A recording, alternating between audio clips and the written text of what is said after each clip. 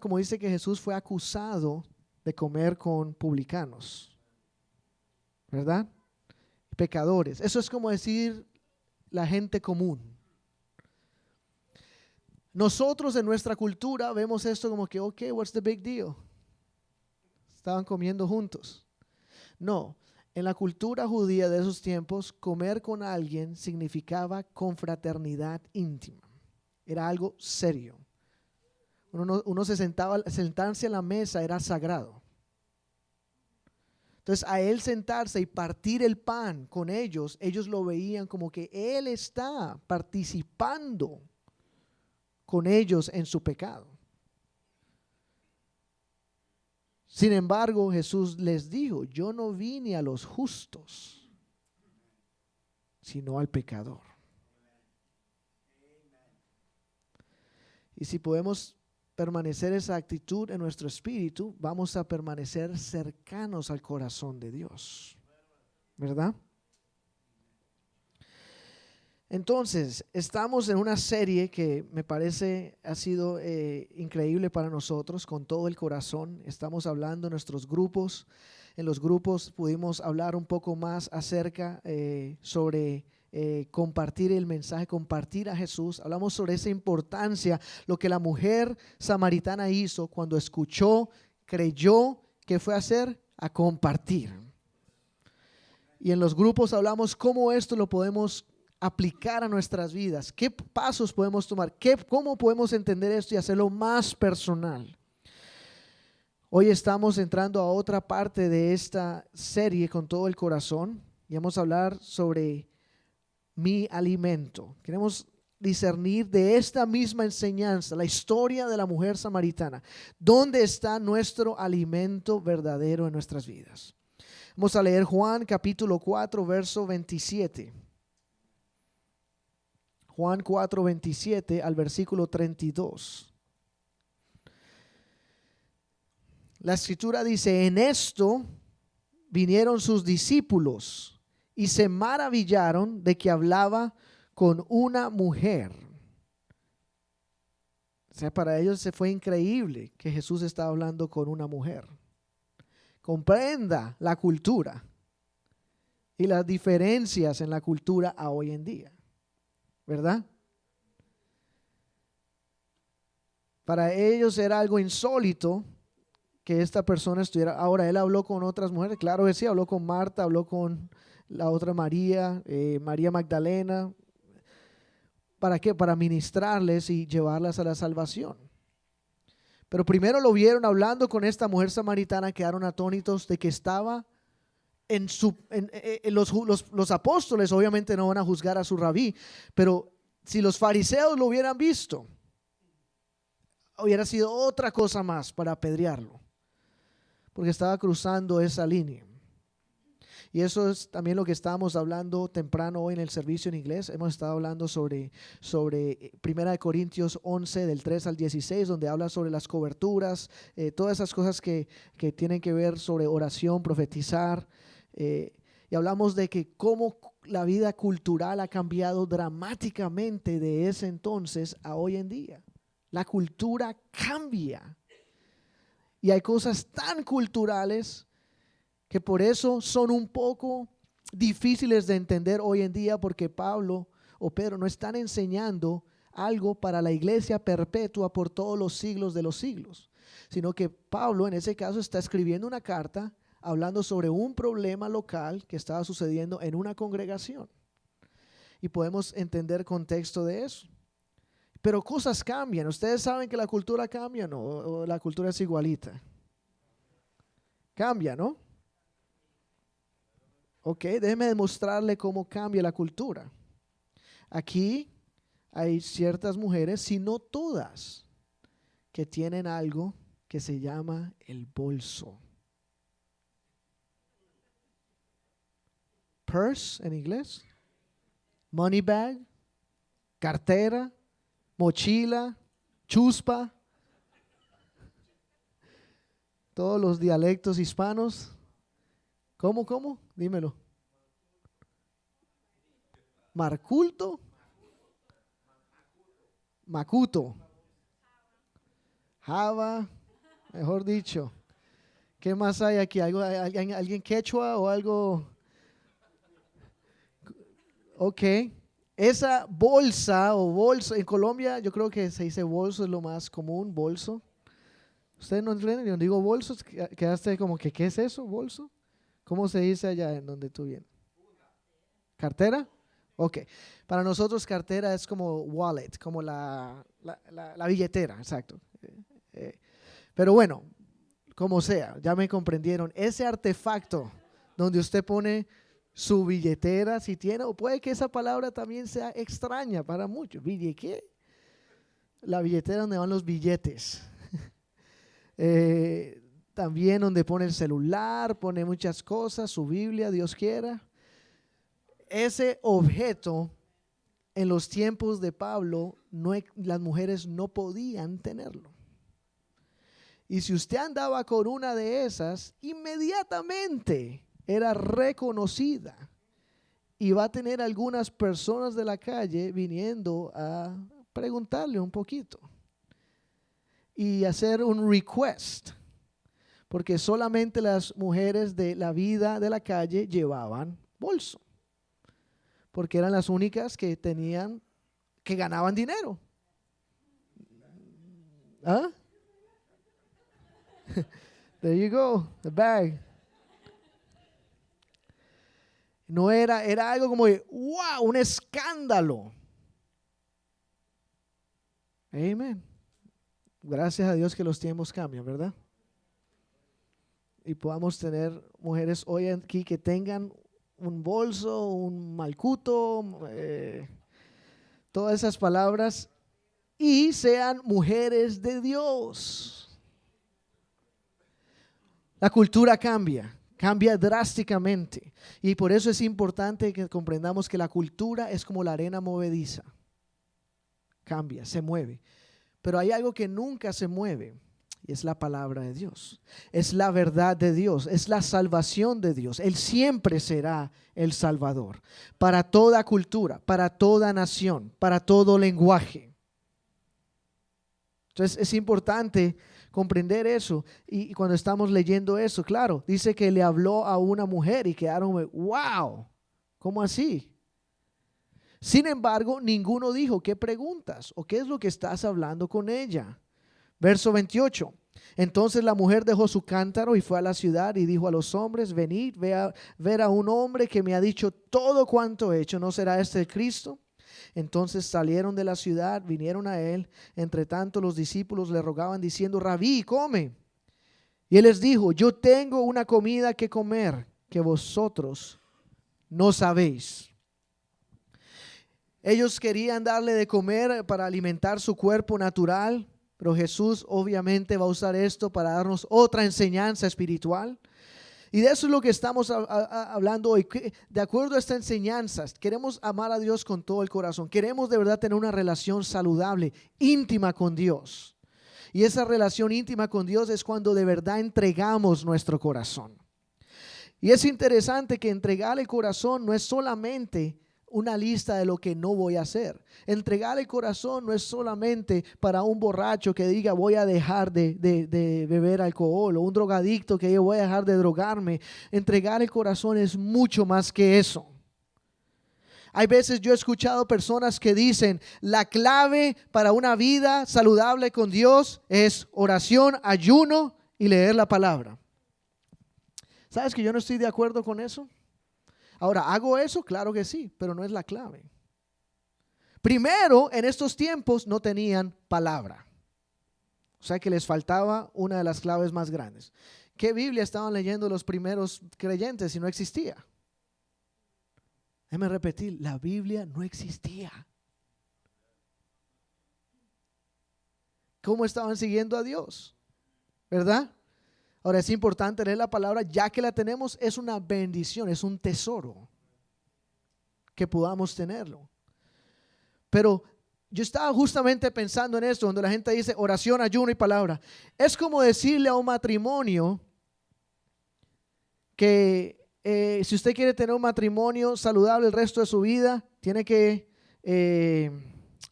a ver si hay niños. No veo a nadie. No. Ok. Oh. Usted, no, es importante. Es como decir en un matrimonio, para que un matrimonio sea saludable tiene que haber intimidad, que vamos a decirlo en la parte que es solamente intimidad. Tienen que saludarse en la mañana y darse un beso. En realidad hay muchas cosas que faltan en eso, en solamente decir que mi relación con Dios es orar, ayunar, leer la palabra. Porque hay algo que falta. Adentro de todo eso hay una relación. Y la relación es la que debe ser edificada. Esa relación requiere confianza, ¿verdad? Requiere entrega. Requiere buscar. Y no es una de las cosas que yo veo más difíciles para personas es entender el concepto de entregarme a Dios. Porque hay personas que dicen, me entrego a Dios, voy a leer la palabra todos los días, voy a hacer eso, me estoy entregando a Dios. No, usted puede estar leyendo la palabra todos los días, orando, ayunando y todavía esté haciendo su propia voluntad. Y todavía esté siguiendo sus propios pasos. Y cree que todo está bien solamente porque estoy haciendo unas disciplinas claras todos los días. No, hay algo que requiere una amistad profunda con el Creador, donde empezamos a confiar de verdad en Él. Y eso es lo que Jesús también está tratando de hablar aquí. Vamos a hablar sobre eso. Vamos al versículo 33 al versículo 38. Juan 4, 33 al 38. Entonces los discípulos decían unos a otros, ¿le habrá traído alguien de comer? Ellos siempre estaban perdidos.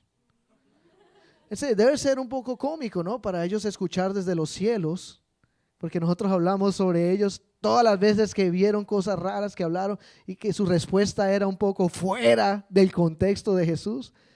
Pero para nosotros es fácil, estamos al otro lado de la ecuación y decimos, mira a los discípulos. Pero sí, voy a pensar, ellos, ¿quién le trajo de comer? Versículo 34. Jesús les dijo, mi comida es que haga la voluntad del que me envió y que acabe su obra. ¿No decís vosotros, aún faltan 4 meses para que llegue la siega? He aquí os digo, alzad vuestros ojos y mirad por los campos, porque ya están blancos para la siega. El que siega recibe salario y recoge fruto para vida eterna, para que el que siembra goce juntamente con el que siega. Porque en esto es verdadero el dicho, uno es el que siembra y otro es el que siega. Ya yo os he enviado a segar lo que vosotros no labrasteis. Otros labraron y vosotros habéis entrado en sus labores. Jesús les empieza a hablar a ellos sobre una cosa muy importante, que es entregarse a la voluntad de Dios, hacer la voluntad de Dios. Y eso es lo que Él dice en sus palabras, es la comida mía. Mi comida espiritual es yo hacer la voluntad del que me ha creado. Hacer la voluntad de Dios. Y para hacer la voluntad de Dios requiere confianza. Confianza en Dios. Confianza en Él. Confiar en Dios es confiar menos en mí. Para confiar en Dios tengo que confiar menos en mí, en mi habilidad, en mi talento y confiar más en Él, en su poder, en su verdad, en su voluntad, en su misión, en sus sueños que ha puesto en mi vida. Y entonces, hay veces nos distraemos o nos distraemos de cosas. Y por eso Él en diferentes escrituras, Él nos habla de cosas que de pronto nos desenfocan. Lucas 12, 23. El Señor nos dice, la vida es más que la comida y el cuerpo que el vestido. La vida es mucho más de lo que comemos diariamente y es mucho más que lo que vestimos. Y por eso también en Mateo capítulo 4, versículo 3 al 4, él dice: y vino a él el tentador, Satanás, y le dijo: si eres hijo de Dios, di que estas piedras se conviertan en pan. Él respondió y dijo, versículo 4, escrito está, no solo de pan vivirá el hombre, sino de toda palabra que sale de la boca de Dios. Aprender a confiar en Dios. Y esa es la parte, yo diría que es una de las más difíciles para nosotros, ¿verdad? Aprender a confiar en Dios. Es fácil agarrar la Biblia todos los días y leerla. Pero es más difícil empezar o permitir que Dios empiece a cambiarme, empiece a formarme, empiece a darme destino. Y hay veces yo resistir el destino del Espíritu. Yo creo que todos tenemos destino con Dios, todos.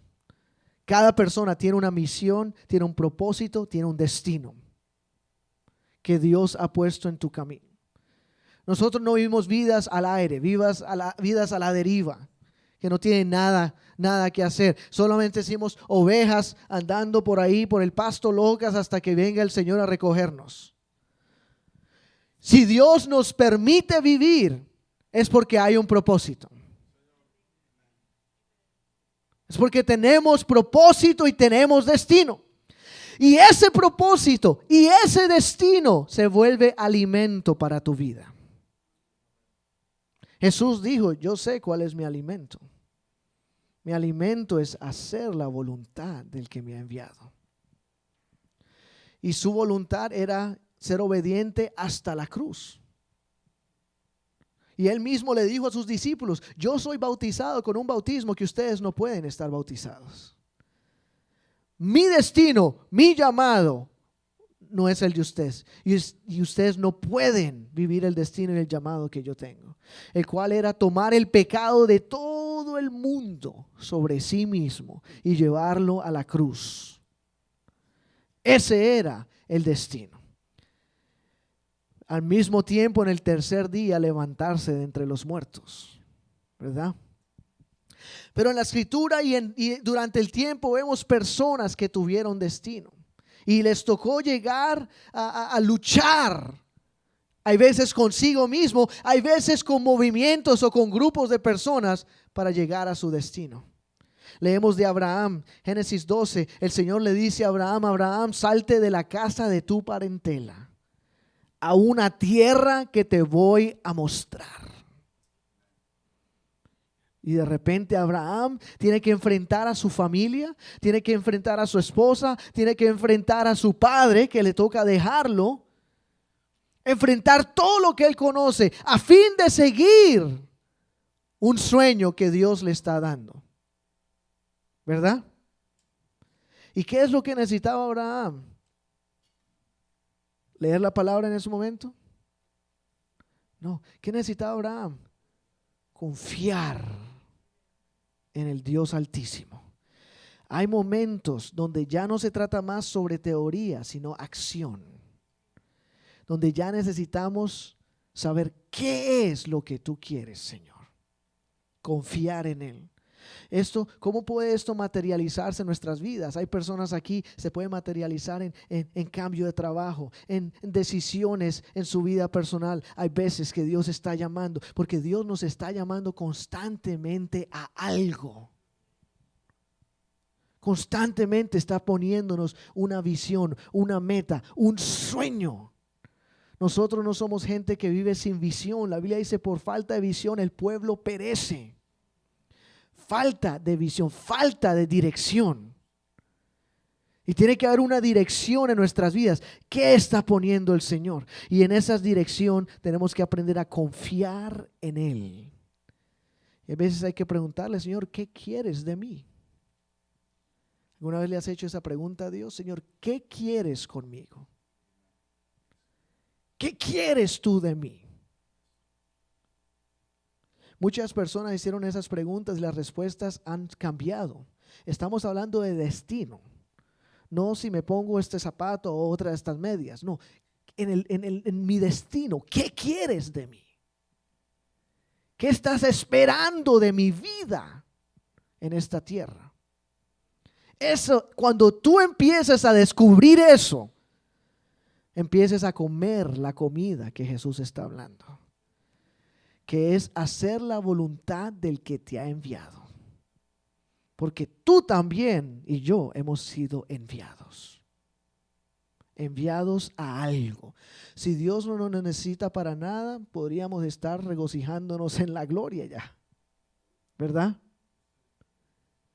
Pero hay algo que Dios quiere para ti y hay algo que Él quiere para mí.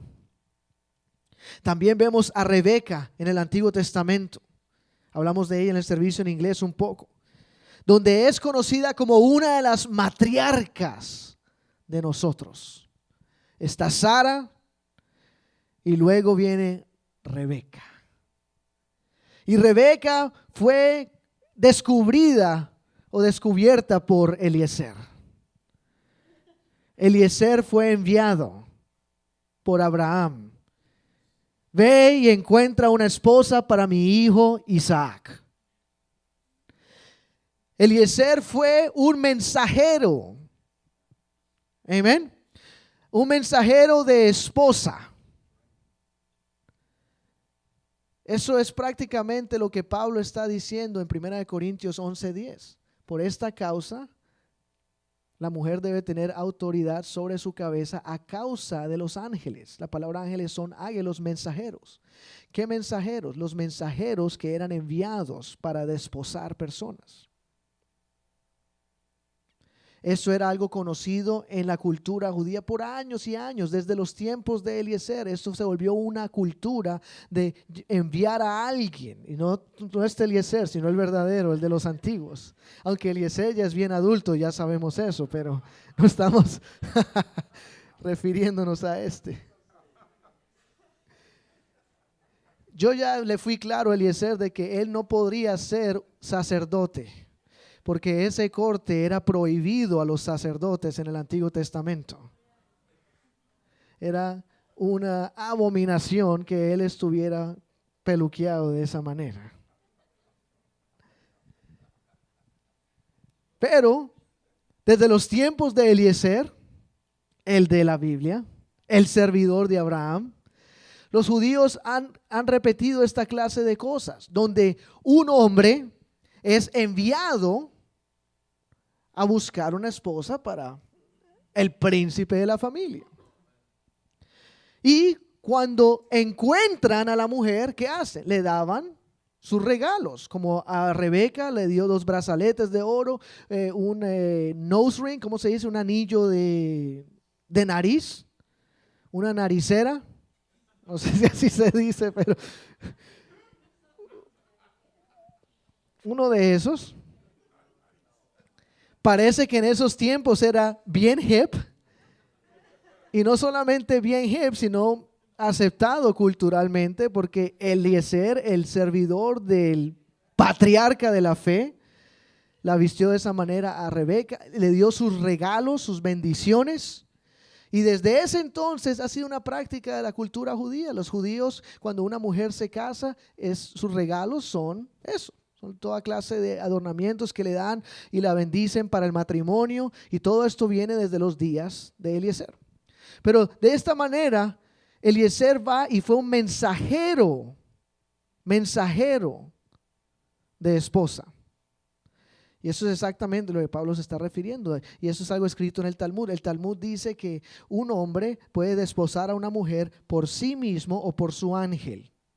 Está escrito exactamente de esa manera en el Talmud. ¿Quién era su ángel? Su mensajero, el cual iba a desposar personas. Y la enseñanza es de que la mujer tenía derecho, poder sobre su cabeza, significa libertad o derecho de remover su velo para poder ser vista y conectada en un matrimonio, en las iglesias, porque eran enviados en este momento ya a iglesia. Había mensajeros que iban a las iglesias. Así que es un derecho que Pablo da. La cultura es increíble. Cuando uno empieza a estudiar históricamente culturas, uno queda aterrado de cómo las cosas cambian. Y cómo las cosas, y hasta en los mismos judíos la cultura cambia. En ese entonces, en los días de Pablo, aún era el velo. Hoy en día ya no es eso. Hoy en día, ¿qué hacen los judíos ortodoxos? Pelucas. Son pelucas. ¿Por qué? Porque ya evolucionó la cultura de velo a peluca. Cuando tú ves una judía ortodoxa, no es su cabello, es una peluca. ¿Por qué? Porque desde tiempos de antigüedad tienen esa enseñanza de que la mujer no podía revelar sus cabellos. Y todavía lo preservan hasta el sol de hoy. Y crearon toda clase de mitos y cosas que tampoco están en la escritura. Los judíos cayeron en mucho misticismo. Y uno nada más tiene que ir a Génesis capítulo 3 y leer que cuando Adán y Eva fueron expulsados del jardín, lo único que Dios les dio fueron cutonets. ¿Qué son eso? Túnicas. Y ya. No les puso a él, a ella velo, que pone Eva, ponte el cabello arriba, póntelo abajo, ponte el velo. No, simplemente les cubrió la inmodestia and that was it. Entonces, hoy en día hay mujeres aquí que gracias a Dios usted tiene la libertad de tener su cabello abajo. Y también revelado. Es una bendición. Porque en los tiempos de los apóstoles y en el Medio Oriente todavía hoy no se puede. No se puede. Es más, hay mujeres del Medio Oriente que usted no podría manejar un auto. Y para usted andar en la calle tiene que andar de la mano de otro hombre. No puede ser vista sola en la calle. Entonces, ¿culturas cambian? Claro que sí. Tenemos que darnos cuenta de eso. Y es verdad. Pero aquí vemos de que Rebeca es escogida por Eliezer. Entra en matrimonio con Isaac. Cuando Rebeca va en el camello, bueno, los camellos no caminan así rápido, ¿no? Mejor así.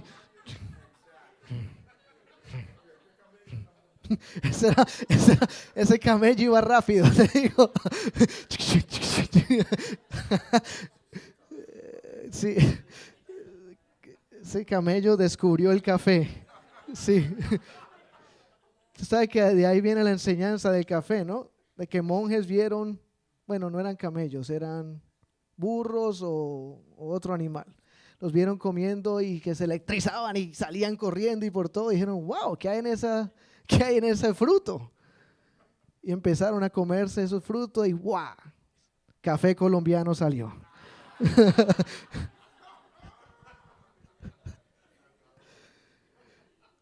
Pero bueno, volvamos al tema. Venía en el camello. De repente ella le dice a Eliezer, ¿quién es ese? Y se dio a conocer que ese era el amo. Isaac. ¿Qué hizo Rebeca? Se puso el velo por encima.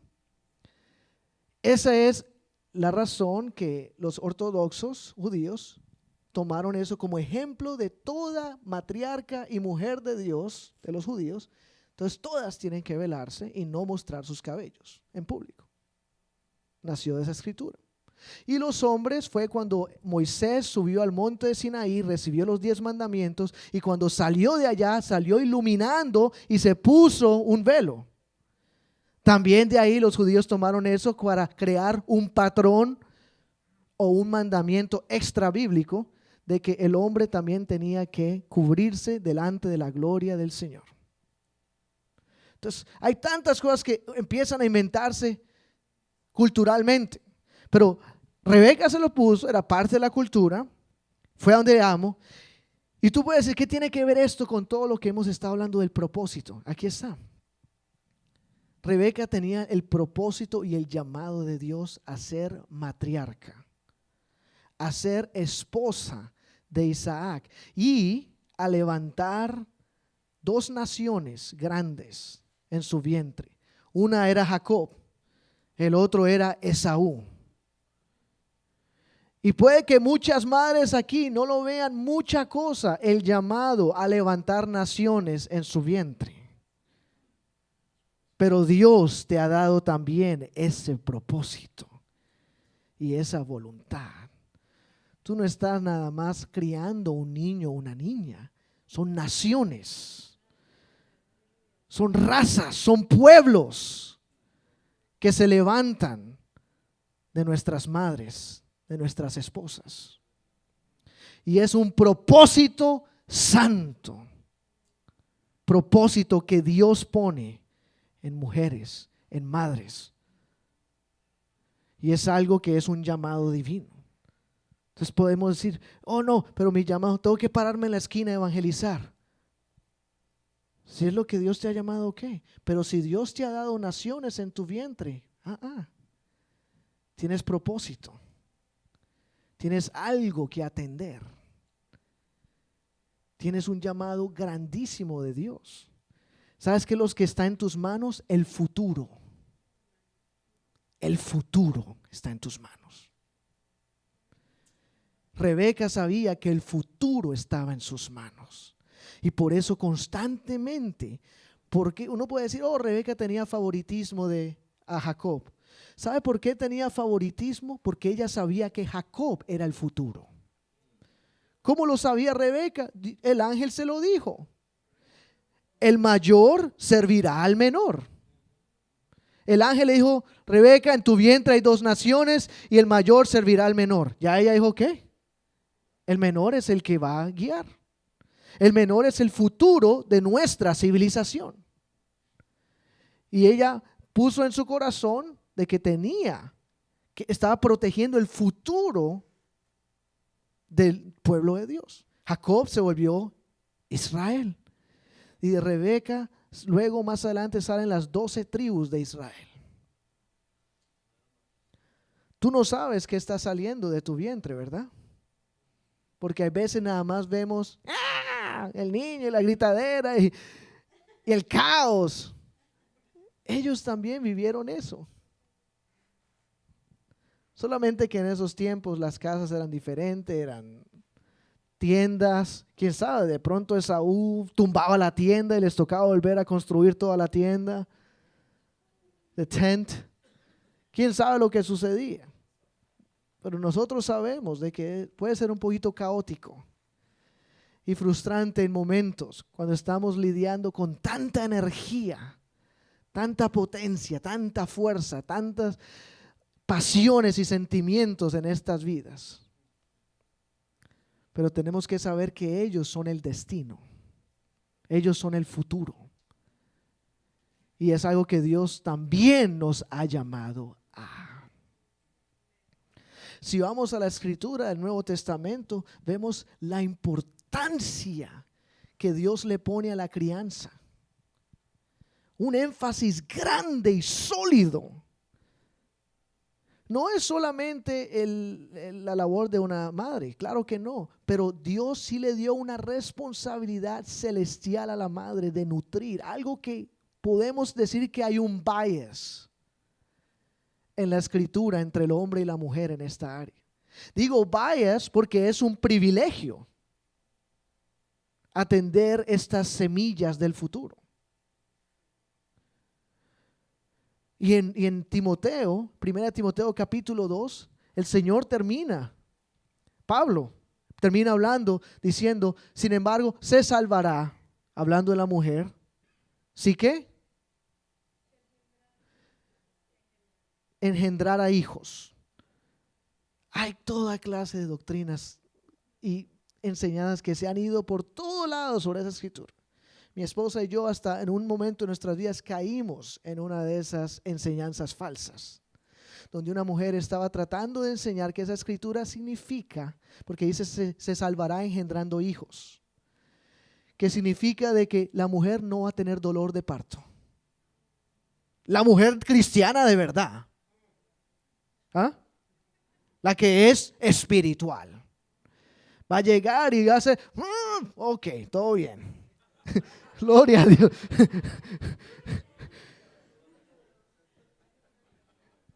Y mujeres cristianas están dice, pero, y luego se cuestionan, pero ¿dónde estuvo mi fe? ¿Pero por qué, Señor? Dice, ¿por qué? Porque eso se llama naturaleza. Naturaleza. Esa escritura no está hablando sobre eso. Quiero aclarar la duda si alguien tenía una duda sobre esto. No hay que sobre espiritualizar el parto. Hermano, lo siento, yo sé que usted está cercana a ese momento, pero usted es mejor que yo en eso, así que no tenemos, esa es la diferencia de roles, de papeles que tenemos todos los hombres, gracias a Dios, aleluya. Las mujeres son muy fuertes, déjeme decirles, yo creo que yo no podría, en serio. Pensando de verdad, llegar a, yo creo que yo no podría. Yo creo que I will pass out. Las mujeres son fuertes. Wow. ¿Sabe qué dice esa escritura? Esa escritura quiere decir que la mujer tiene un papel. Cuando habla se salvará engendrando hijos, otra vez, Pablo está tratando con un problema. ¿Cuál era el problema? Mujeres que estaban creando herejías, yéndose por las casas. En otra escritura dice que estaban busybodies, working, trabajando, esparciendo falsas doctrinas, convenciendo personas de cosas falsas, desatendiendo completamente sus vidas. Y Pablo le dice, se salvarán si se enfocan a criar lo que Dios les dio. De eso se trata. Esa palabra de engendrar, en realidad en el griego, se trata de crianza. Crianza. Y es algo tan espiritual, a veces no lo vemos como espiritual, pero es increíblemente espiritual atender estas vidas. Es increíble. Mucha gente dice, oh no, que tengo que hacer la voluntad de Dios. Pablo le recordó a la mujer una y otra vez, no te preocupes, tienes tú la voluntad de Dios en tus manos. No estoy diciendo que la mujer no debe ir a predicar, no estoy hablando de eso. Es más, lo que estoy diciendo es para la paz de muchas mujeres que de verdad desean criar a sus hijos, pero a veces sienten como eso de que no están haciendo suficiente. No están haciendo suficiente para Dios. Es suficiente atender el regalo que Dios te ha dado. Y ocuparte de que ese regalo camine en los caminos del Altísimo. ¿Qué mejor ministerio que criar el futuro de los hijos de Dios? Claro, hay mujeres que van a tener tiempo de hacer diferentes cosas, pero es importante comprender que parte de la voluntad de Dios y el llamado de Dios son esta clase de cosas. Porque en el otro lado he visto muchos hijos descarriados porque sus padres desatendieron sus vidas a causa del ministerio. Digo el ministerio porque ese no es el ministerio. Pablo ya dijo claramente que el ministerio comienza en la casa. Amén. Comienza en el hogar. Yo no puedo ir a enseñarle a algo que en mi hogar no se vive. No estoy hablando de perfección en nuestros hogares, pero estoy hablando de que hay que criar, trabajar para poder de verdad yo tener algo que dar testimonio de que he tratado, he probado, he enfocado, he puesto mi tiempo, he dado la labor para tener una familia saludable. Llegamos algún día, ojalá por la gracia de Dios logremos tener familias saludables, pero déjeme decirle, requiere esfuerzo, requiere trabajo y es parte de nuestra misión en la tierra. Es parte de eso. Por eso la escritura dice también que el esposo ame a su esposa. Es parte de la misión y la voluntad de Dios en la tierra, ¿verdad? Entonces vemos Rebeca, gran ejemplo, ¿verdad? Un gran ejemplo de que es una mujer que en realidad no vemos que peleó leones, no vemos que entró en fosa de leones ni en horno de fuego. Esas historias nos gustan y esperamos que el Señor nos tire en un horno de fuego y salgamos vivos. Pero no, ella lo único que hizo fue criar la generación que venía. Y es considerada como en el judaísmo es considerada como una de las mujeres más grandes en la historia. Porque por ella vino Israel. De ella nació Israel. Tenemos también personas que encontraron su voluntad, como Patricio. Ustedes saben quién es Patricio, ¿no? El misionero a Irlanda, el cual no era de Irlanda. Él era del Reino Unido. Y este Patricio tuvo un llamado de Dios, encontró su voluntad llevándole el mensaje a un mundo que no quería nada con Cristo. Un mundo donde los brujos y las brujas mandaban. Y fue después de que un hombre atendió el llamado de Dios que este país recibió el cristianismo y el gobierno cambió. Echaron afuera a todos estos brujos y brujas que eran los que mandaban prácticamente. Todo porque un hombre decidió escuchar el llamado de Dios. Él no se lo fabricó. Él no está comiendo, desayunando, almorzando y cenando que quiero ir a Irlanda, quiero Irlanda, quiero Irlanda. No, eran llamados que venían en sus sueños. Eran voces que le hablaban. Ven, hijo, niño de Dios, porque era un jovencito. Ven, joven de Dios, háblanos. Y él escuchaba esas voces y no sabía qué hacer. Y él no quería dejar el Reino Unido, pero la voz le hablaba y le hablaba. Y cuando llegó a Irlanda finalmente, cayó como un esclavo. Él fue esclavo en Irlanda por mucho tiempo, hasta después de volverse al Reino Unido y después finalmente volver al mundo que lo había esclavizado, al mundo que lo había quitado su futuro, lo habían hecho como un perro prácticamente, sin derechos. Y ese fue el mundo el cual él convenció de que hay un Dios y no era lo que estos brujos estaban dedicando. También tenemos a Bernabé en Hechos capítulo 4. Vamos a leer Hechos 4, versículo 36. Hechos 4, verso 36 al 37. Bernabé o Barnabas en inglés. La escritura nos dice sobre él: entonces José, a quien los apóstoles pusieron por sobrenombre Bernabé, que traducido es hijo de consolación, levita, natural de Chipre, verso 37. Como tenía una heredad, la vendió y trajo el precio y lo puso a los pies de los apóstoles. Este Bernabé más adelante se convierte también como un apóstol. Caminó con Pablo, viajó con Pablo. Era un hombre generoso, un hombre que vio su llamado como el bendecir. Estamos hablando bendecir financieramente, bendecir materialmente. Y vio un llamado poderoso en eso que Dios le había dado. De que no era nada más. Hay veces pensamos que la única forma de tener la voluntad de Dios es pararse en un púlpito y predicar o enseñar algo. No. Dios nos llama a todos con algún destino, con algún propósito, con algo que podamos hacer. Él tiene algo para nosotros. La pregunta es: Señor, ¿para qué me necesitas? O es más, ¿para qué me has creado en este momento en la tierra? ¿Qué es lo que tú quieres que yo haga, verdad? Y este hombre Barnabás, o Bernabé, perdón, en inglés es Barnabas. Este hombre tenía un espíritu humilde, un hombre que no le importaba dar, no le importaba bendecir. No cuestionaba a sus líderes. ¿Y esto? ¿Dónde está esto en la vida? Este.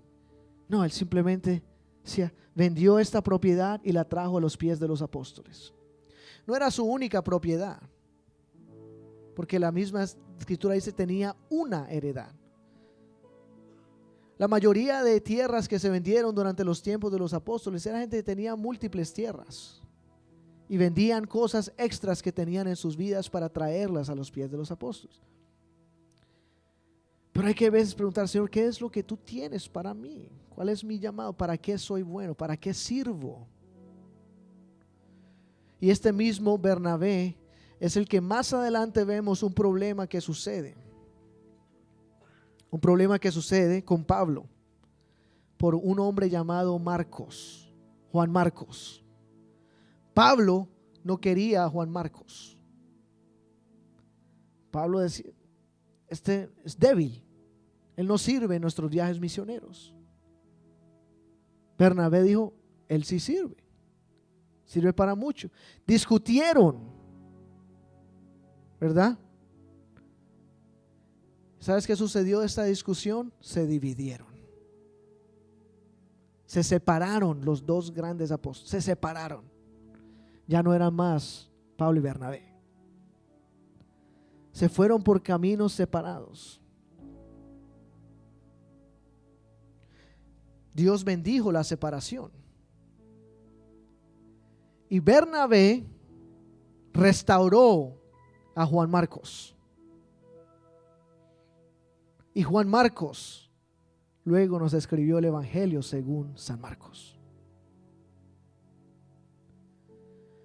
Porque este hombre tomó el tiempo para restaurarlo, para levantarlo. ¿Cuál es nuestro llamado? ¿Cuál es la voluntad de Dios para mi vida? Por eso Romanos capítulo 12 versículo 1 dice: así que, hermanos, os ruego por las misericordias de Dios, presentéis vuestros cuerpos en sacrificio vivo, santo, agradable a Dios, que es vuestro culto racional. No os conforméis a este siglo, sino transformaos por medio de la renovación de vuestro entendimiento, para que comprobéis cuál sea la buena voluntad de Dios, agradable y perfecta. ¿Cuál es la buena voluntad de Dios? ¿Sabes quién está escribiendo esto? Un hombre que le tocó vivir esto en carne propia. Muchas veces nosotros creemos que la voluntad de Dios nada más es decirle no al mundo, decirle no al pecado, and that's it. Estos hombres no tenían problema con eso. Pero a Pablo le tocó decirle no a todo su mundo, a todas sus amistades. Él le tocó decirles no. Le tocó decirle no a los fariseos, a los saduceos, al Sanedrín, al sumo sacerdote, a toda su cultura, para perseguir la buena voluntad de Dios, agradable y perfecta. Hay veces el mismo mundo de personas que han vivido para Dios por los siglos de los siglos pueden ser los mismos obstáculos para lo que Dios quiere hacer en nuestras vidas. Hay veces ese mismo mundo es el mundo que a Pablo le tocó enfrentar. Hay veces Dios va a venir a nuestras vidas y va a cambiar algo que te va a asustar. ¿Por qué nos va a asustar? Porque nosotros por naturaleza somos religiosos. Por la carne se puede volver ormar y dejarse influenciar de una forma increíble. El Señor le dice a Pedro estaba orando y en una visión a mediodía el Señor se le aparece y le dice: Pedro, levántate, mata y come. Y le mostró cuadrúpedos, dice la Escritura, animales impuros. La primera reacción de uno de nosotros sería: a un lado, Satanás. Cuadrúpedos, animales impuros. Pedro reaccionó y dijo: no, mi Señor. Me está probando. No, mi Señor, nunca jamás he llegado a comer uno de esos. Y el Señor le dijo: Pedro, no llames impuro lo que yo he limpiado. No llames impuro a lo que yo he limpiado. ¿Tú no crees que Pedro tuvo un conflicto en ese momento? Conflicto con su destino, conflicto con su futuro. Señor, ¿qué voy a hacer? ¿Qué es esto? ¿Cómo es posible? llega a la casa de Cornelio, un gentil, y él le dice a Cornelio: tú sabes que es peligroso que yo sea visto en tu casa. ¿Qué es lo que está haciendo Dios? Sacándote afuera de tu zona de confort. Hay veces nosotros nos gusta el huequito y nos acomodamos así. Este es el huequito rico. Y el Señor dice: no. Levanta las alas. Párate. Y eso es lo que le dijo a Pedro: levántate, ve a la casa de este gentil.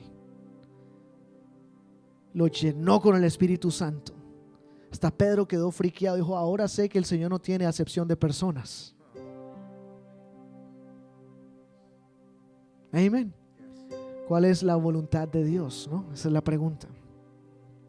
¿Vamos a vivir por mandatos, ordenanzas de hombres, por simplemente instituciones? ¿O vamos a vivir por esa comida que el Señor nos ha dicho? Mi comida es hacer la voluntad del que me ha enviado. Esa debe ser tu comida también. La voluntad del que te ha enviado. Y eso es lo que debemos estar buscando. Porque déjeme decirle que cuando usted hace algo que es impuro, usted tiene algo que le va a dejar saber. Se llama la conciencia y el Espíritu Santo. Y si usted sigue a Dios, usted ha escuchado esa voz. Usted ha escuchado eso que le deja saber: danger zone. Aquí hay algo. Eso es lo que Hebreos llama la madurez espiritual, la carne. Vamos a terminar con esa escritura. Hebreos capítulo 5.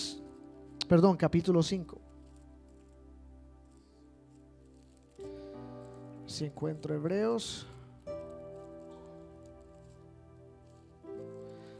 capítulo 5, y vamos a leer en el versículo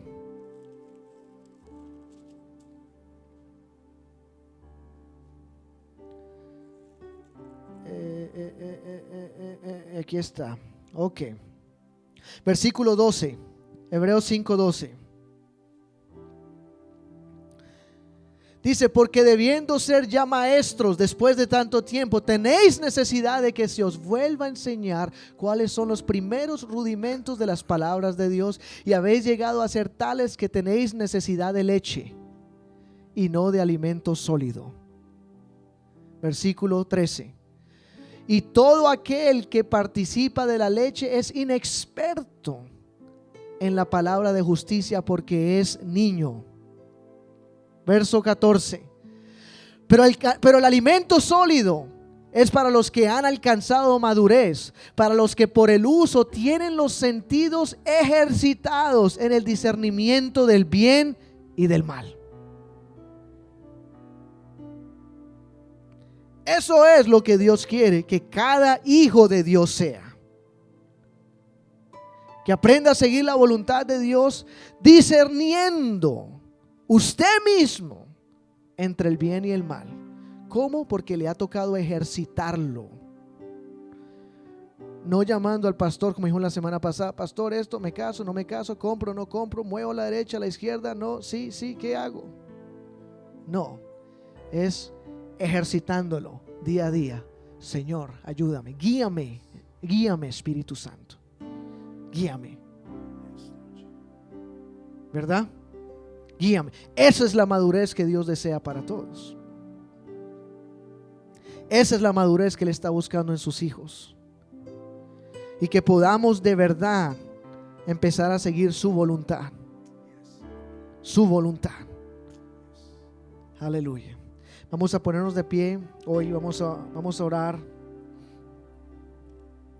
Pedirle al Señor eso, que nos ayude a buscar. Déjeme compartir con usted esto, lo siento en el espíritu. Por favor, escúchenme un momento. Si los que quieren venir adelante, vengan adelante, pero escúchenme mientras vamos terminando. Muchos saben que hemos estado enseñando por mucho tiempo ya, no activamente todo el tiempo, pero que yo estaba estudiando por años sobre 1 Corintios capítulo 11, donde hay personas que han tenido una ortodoxia sobre esa escritura y hay movimientos que se han creado, los movimientos de la denominación apostólica, donde las mujeres son obligadas a ponerse un velo, alguna clase de pañito aquí arriba, o otras denominaciones donde, otra nada más, donde las mujeres son obligadas a que nunca pueden cortarse el cabello. Todo esto viene a raíz de esta escritura, de esta porción. No que sea bíblico, que provenga de aquí, sino de ahí es la escritura que ha sido trabajada con influencia humana para poder enseñar esto. Obviamente yo he diferido de esto y hemos enseñado, hemos hablado en el servicio en inglés. Llevamos 2 semanas hablando sobre eso. Si usted lo sabe inglés, quiere escuchar claramente, está en nuestra página de YouTube en inglés o nuestro website en inglés. Edwin is going to make sure que es en nuestro website la parte de la semana pasada y la de hoy. Pero esta mañana estuvo acá una persona, un visitante en nuestra enseñanza sobre esto. 1 Corintios 11 capítulo 3. Un ministro de la palabra que está buscando verdad por años. Y él, luego que terminó el servicio, vino a hablar conmigo. Quería hablar conmigo. Ok. Dijo, oh hermano, soy ministro también. Pero me dijo, quedé aterrado. Cuando yo entré y tú dijiste que vas a enseñar la escritura, dijo, quedé aterrado. Porque esa razón, por esa escritura, es que yo dejé la iglesia y se disolvió la iglesia que yo pastoreaba. Porque muchas personas estaban queriendo obligar a la gente a que tienen que hacer eso, y él es el pastor. Yo estoy en desacuerdo bíblicamente con eso, y entro aquí hoy y tú estás enseñando sobre eso, y justamente en la posición que él cree también, que esto era algo cultural y no se trataba sobre cabello no cortado. Y dice, wow, quedó aterrado. ¿Por qué eso? Porque cuando una persona decide, yo tengo que seguir la carne, la voluntad de Dios. Amén. La voluntad de Dios. El mismo Dios nos ha conectado en el mismo lugar. ¿Cuál lugar? De que estamos buscando la voluntad de Dios. No del hombre, sino de Dios. Gracias a Dios nos conectamos, me dio su teléfono, vamos a almorzar juntos o desayunar juntos esta semana que viene. Es un hombre que está dolido a causa del legalismo, viene de un trauma, y el Señor lo ha conectado en un lugar donde él puede tener sanidad y saber que el reino de Dios no consiste en eso, sino ¿en qué consiste el reino de Dios? Paz, gozo, justicia en el Espíritu Santo. De eso consiste el reino de los cielos. ¿Son mis palabras? No, son las palabras del Señor por medio de su apóstol. Eso consiste el reino de Dios, y eso es lo que Dios desea que todos podamos vivir: justicia, paz y gozo en el Espíritu Santo. ¿Es lo que tú quieres? Porque si no quieres eso, están las otras opciones. Pero yo en realidad deseo, yo quiero que mi vida esté llena de justicia de Dios, no mi propia justicia. La Biblia dice que mi justicia son ¿qué? Trapos sucios. Esa es mi justicia. La de Él es la que yo quiero. Su justicia. Yo quiero su paz y yo quiero su gozo en mi vida. Eso es lo que deseo, y eso es lo que el mundo está buscando. Ellos están buscando ese gozo del Espíritu. Están saliendo por montones de lugares buscando, Señor, tú tienes que ser real, tú tienes que ser más que esto, tiene que ser más de lo que me dijeron, tiene que ser más de lo que me han enseñado, tiene que ser más de simplemente una serie de reglas, tiene que ser más que esto, Señor, estoy seco. Y ahí es donde el Señor dice, sí, es mucho más que eso. Es paz. ¿Tienes paz ya? Es gozo. Está regocijando tu corazón de gozo. Está rebosando, como dijo el salmista David. Mi copa está rebosando. Amén. Eso es lo que Él desea en nuestras vidas. Eso es lo que se trata el reino de Dios en nuestras vidas. Por eso hay jóvenes que no quieren ni ir a la iglesia porque solo piensan que sí, cuando hay un Dios que dice, ven a mí, venid a mí, yo te voy a dar descanso, mi yugo es fácil. Y personas dicen, no, Señor, no es tan fácil, es mucho más duro. No, mi yugo es fácil, mi carga es ligera. Eso es lo que jóvenes por miles están buscando. El yugo, pero el del Señor, no el del hombre. Vamos a orar que el Señor nos ayude a comprender eso. Y como hemos estado orando en estas series, nuestra meta de estas series, hablando con todo el corazón, es que podamos llegar a un lugar donde nuestros corazones de verdad encuentren reposo, encuentren la justicia de Dios, encuentren el gozo de Dios y encuentren la paz de Dios. Eso es lo que estamos buscando. Y si lo encontramos eso, su vida va a estar plantada, saludable, fundamentada en Cristo Jesús. Aleluya. Vamos a orar. Señor, te damos gracias.